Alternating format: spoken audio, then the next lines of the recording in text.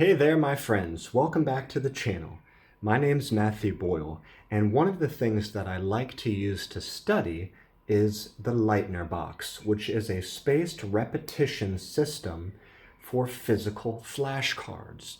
Now, I've spoken a lot about the Lightner box on my channel. I've explained it and I've taught it through a lot of videos. I made a playlist about it. I'll put a link in this video. If you're interested to learn how to use it, watch those videos first. This video today is specifically to tell you how the Lightner box has been going for my daughter. And in a nutshell, well, we're not really using the Lightner box as intended anymore. We're just, it would be more appropriate now to call this a flashcard box. Okay, let me back up and tell you the story. So I started to try to use the Lightner box with my daughter in the normal prescribed way, and I made some levels or some files with these cards, and we were following the calendar along. But as you know, if you use the Lightner box, there will come days where you've got a level or you've got a file that has grown pretty thick with flashcards, and it could take you a longer time than usual on certain days to get through all of those. Now, that doesn't really work well for children. They can't spend that much time to review content like that. They will become bored or become frustrated, like my daughter's 4.5.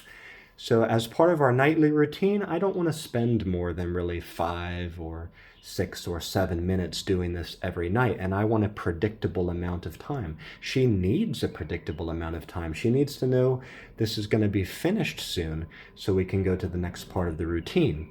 So basically, we've done away with the files for now.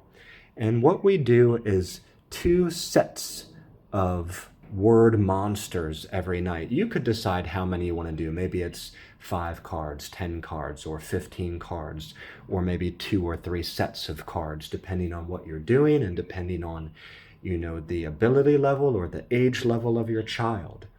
But as you can see here, we've got some really cute monsters. Aren't they so cute? This is mine, and these are some of my daughters. She really is, I just love the way children draw monsters and creatures. Their creativity, their originality is unmatched. So she likes to design some monsters. I say, I need a new monster tonight because we have a new set of words. So can you draw me a monster? She gets really excited. So she would draw a monster like this, and then I'll say, okay, he's gonna be Bruh. That's his name, Bruh, Bruh. And we spell his name B-R, and I get her to say with me, Bruh, Bruh, Bruh. And he's going to teach you the words broom, bread, breath, and brother. And then on the backs of these cards, I get her to say the names of the letters, say the letters, spell the word, say the word. And then we check the picture to see that she's got it. Now, the first time we make the cards, we look at the pictures and we talk about them and we study them back and front, backwards and forwards. But as she gets better with them, we only try to read the word and then check the picture to see if she's right. So we've got her BR words there. We try to focus on different little chunks of words, like these are ache words here. So we've got cake and bake and so on, lake. And usually we start with 4 words. And once we've mastered those, I will add more words into the set. So there may come to be 6 or 8 cards, as many rhyming words as I can find for some of these sets. Okay, those don't rhyme, but these do. But I just keep trying to add more words into the sets and grow them. But so every night we do 2 sets, and then when she finishes the 2 sets, we just put them in the back, and the next night we grab the next 2 out. Sometimes she wants to look for the ones that she likes, but I tell her, their turn is coming. All the monsters need to take turns. And that way we make sure to keep everything in a nice rotation. I probably just mixed everything up just now. But after we finish, we're still using the Lightner calendar as we started to, even though we don't pay attention to the levels anymore. But you can just have a calendar or a chart with stickers or checks or stars or whatever, but my daughter still likes to do this. She loves coloring in the square when she's done, and she even loves to open this to see how much she's done. She says, "Daddy, let's open it. I want to see how much we did." And recently we've found out we've finished another month because these Lightner calendars that I've shown to you all and provided to you all, they have 2 months on them. So she's actually finished this one, and now she's done this for 3 months now. And I would say, I don't know how much this is, maybe 100 words she can read very well from this box.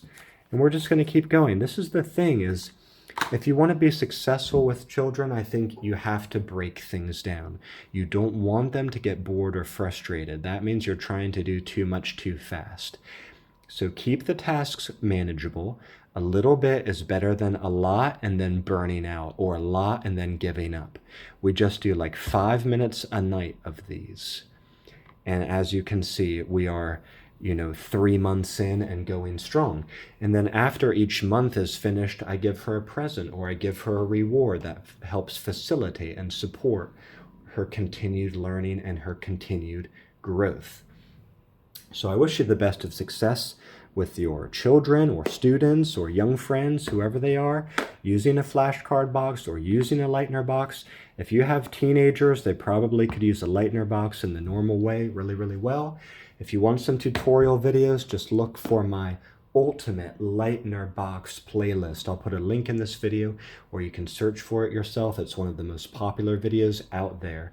And if you want to enrich what you're doing with your Lightner box, you can check out my product called Lightner Cards. More details at languagecardgames.com. Thank you so much for tuning in, and I hope to see you back here in the next one. Bye-bye for now.